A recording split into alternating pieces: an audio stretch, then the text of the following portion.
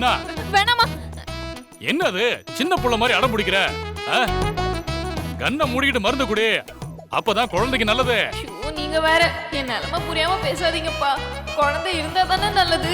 சும்மா இருக்கிற நான் ஏன் இந்த கஷாயத்தை குடிக்கணும்? ஐயோ ஏய் மீனா, நானும் பாத்துட்டே இருக்கேன், படம் முடிச்சிட்டே இருக்கேன். வா ஒழுங்கா வாடி. ஏய் உட்காரு. வேணானே. பேசாம உட்காரு. வேணானே விடுனே. ஏய் சும்மா இரு. வேணாமா. நீ குடுமா. எனக்கு வேணாமா. அதெல்லாம் கிடையாது. பேசாம குடி. இந்தா குடி. குடி.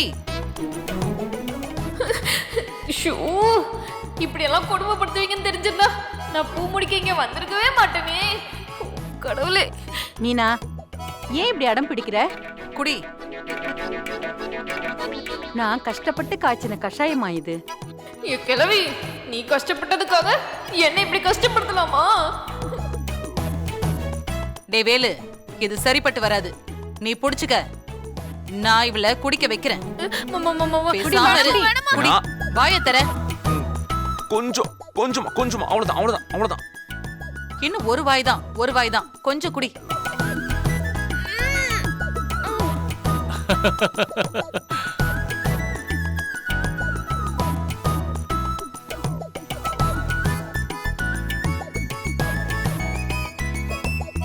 முடிஞ்சிருச்சு. இதுல என்ன இருக்கு? அவ்வளவுதான். ஏய் ஏய் ஏய் ஏய் தேனு, போய் சக்கரை எடுத்துட்டு வா போ. போம்மா போ. முழுங்குடி. வாந்தி எடுத்துறாத. முழுங்கு. அவ்வளவுதான். இதுக்கு போய் ஐயோ பாட்டி, இந்த கஷாயத்துல அப்படி என்னதான் போட்ட? கசக்குது. ஏய், மருந்துனா அப்படிதாண்டி கசக்கும். குடுமா குடி. கொண்டா. இந்தா மீனா, இந்த சர்க்கரையை வாயில போட்டுக்கிட்டேன்னா கசப்பு போயிடும்.